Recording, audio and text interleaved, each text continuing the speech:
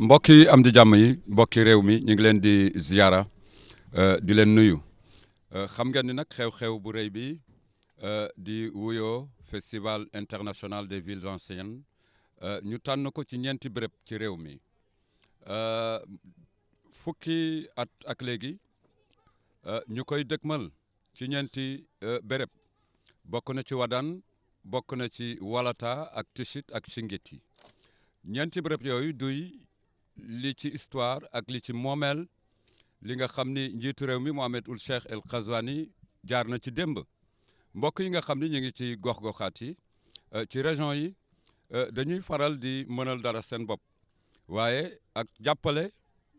am ci yoon ba tax na fii ci festivalu Wadane ci 10e édition bi ñuy doxantu di fi fekk ay mbokk yoo xam ni ñu ngi jóge fu ne di jukki koomu réew mi bokk ci koomu réew mi noonu la ñuy def ànd ak kuréel wu am solo bu ñuy wooyee ADID ñu lëkkaloo ak ay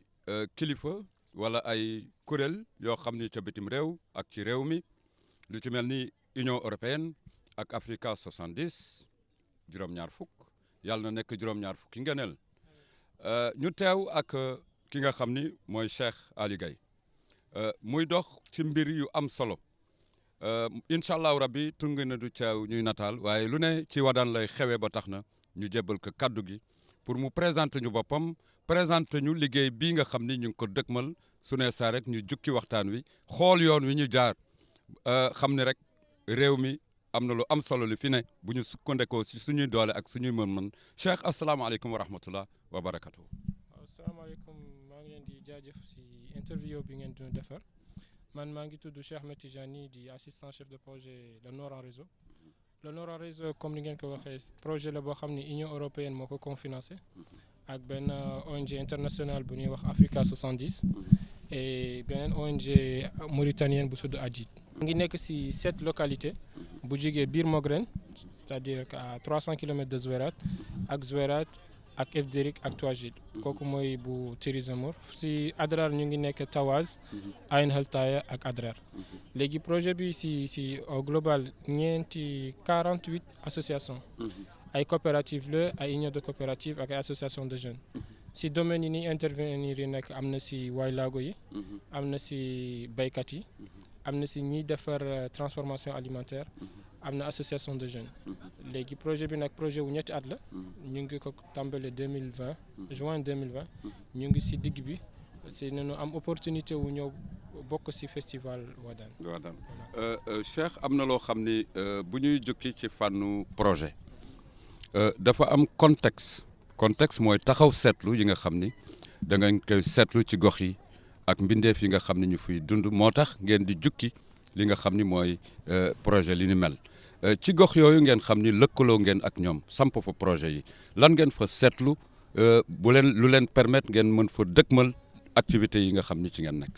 waaw loolu question bu am solo la parce que ñun ñu ngi présent si Tizi Ouzar d'abord depuis 2014 ñu ngi fa amoon benn projet bu tudd Saltis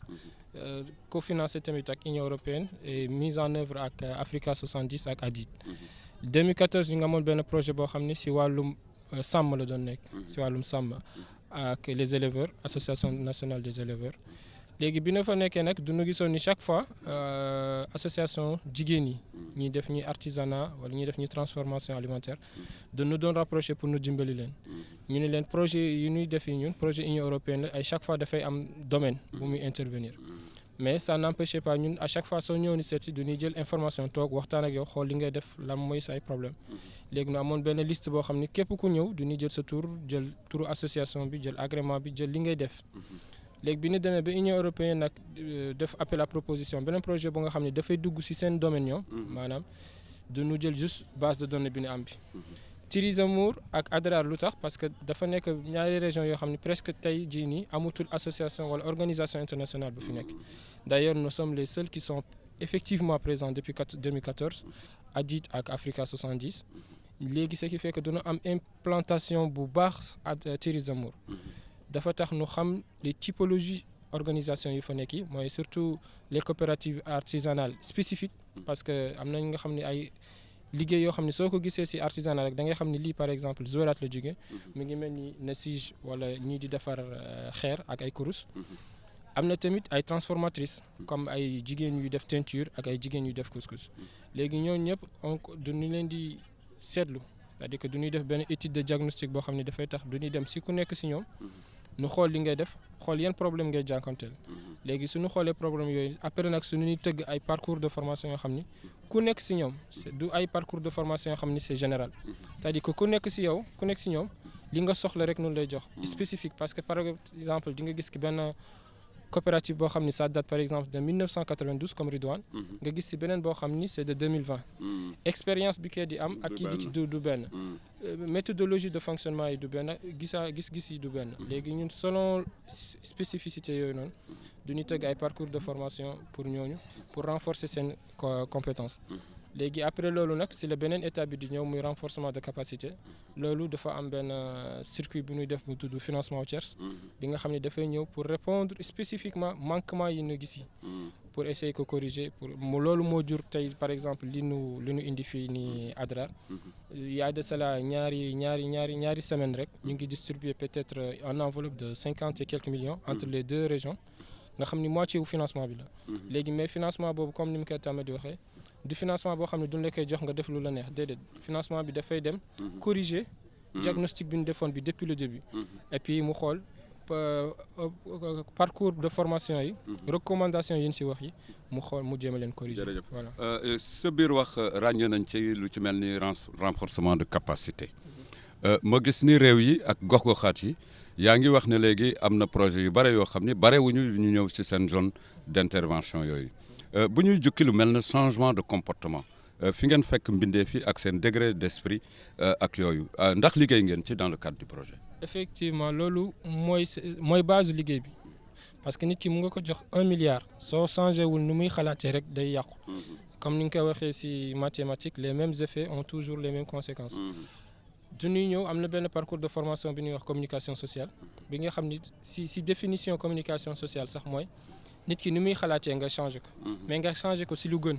parce que mu nga ko changé mu am ay si lu mu yëg mu nga ko changé c'est des contre-valeurs mais fii da nga koy changé si lu mu yëg si lu mu gëm si lu baax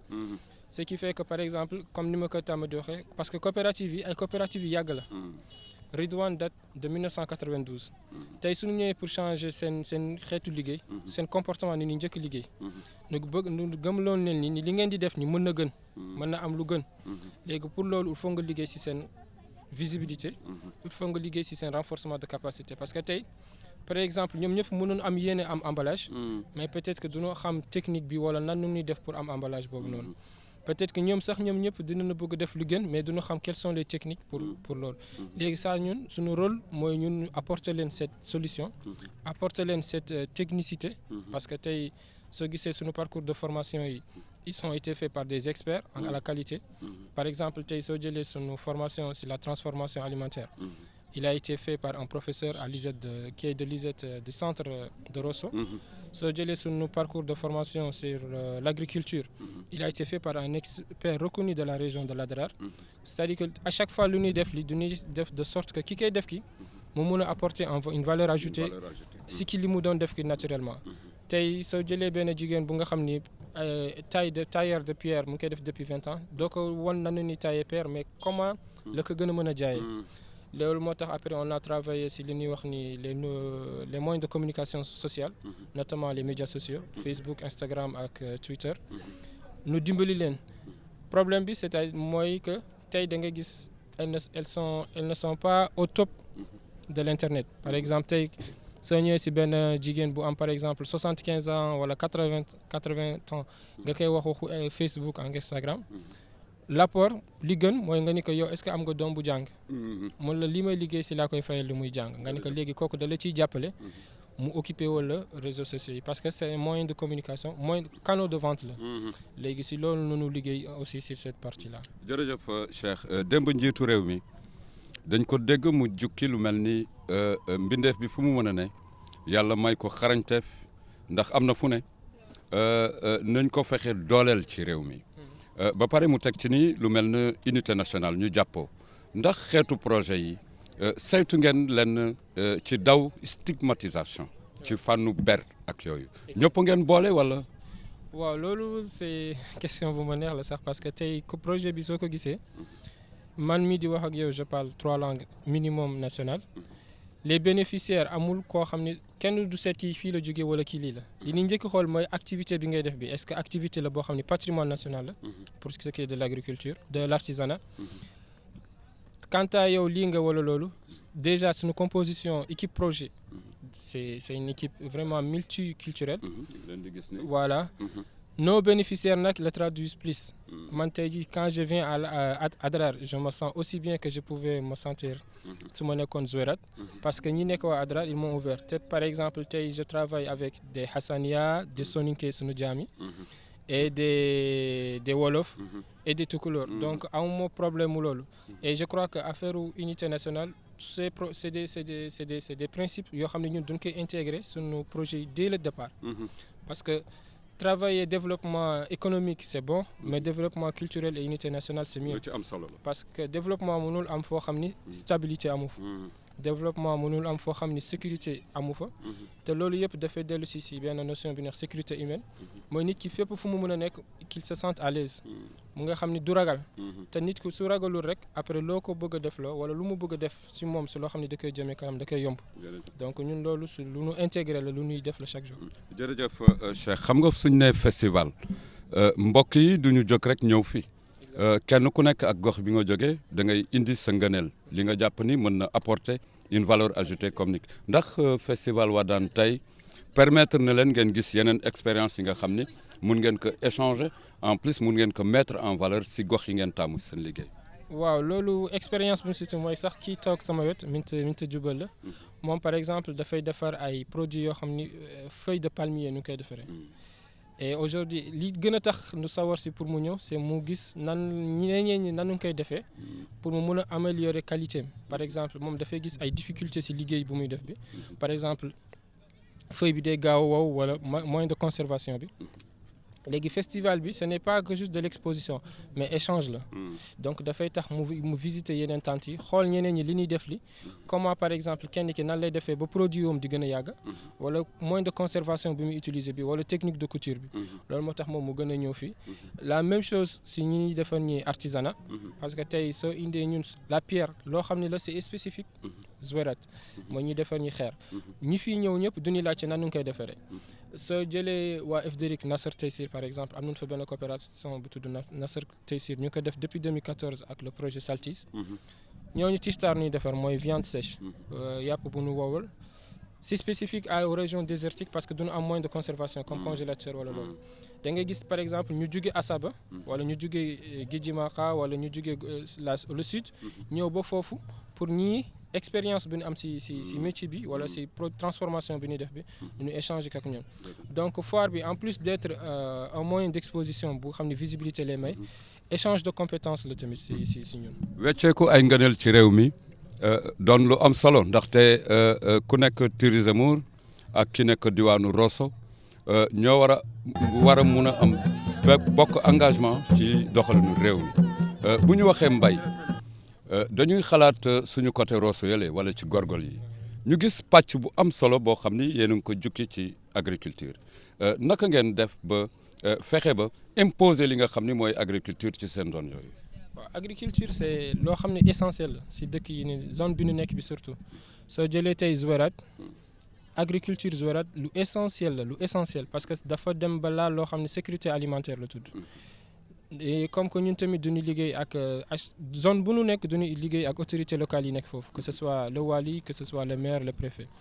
bi ñu ñëwee Zouérate la mairie de Zouérate dafa ne ñun ñaari priorité nañu am mooy salubrité publique ak agriculture dafa am benn champ communautaire bu tudd Bat Hatsbat bu nekk Zouérate où il y a 143 agriculteurs moo ñoo suñu bénéficiaire bi ñu ñëwee Atar on a choisi benn union de coopératives bu 38 coopératives féminines c'est des femmes qui font de l'agriculture à Atar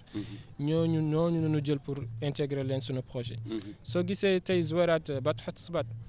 du ñuy ñëw depuis 2017 on travaille ñu ngi liggéey ak ñoom di xool seen problème yoo xam ni c'est des problèmes structurels par exemple la question de l'eau ndox mbirum ndox ak mbirum semence soo ñëwee Atar même chose nga fi gis mais plus mu dépendre si mbirum semence ak suuf parce que fii avant c'est suuf si daf fi am donc loolu moo tax ñun ñu choisir ñaari organisation di liggéey ak ñoom duñ leen di former sunu formation bi mujj bi mu ngi am mois d'août ak fii si expert bi léegi ATAR soo gisee tey grenier la woon si agriculture de la zone nord Zouérate agriculture lu essentiel la si question sécurité alimentaire loolu moo tax ñu mënuñu def projet boo xam ne du leen jël en compte voilà. Jërëjëf.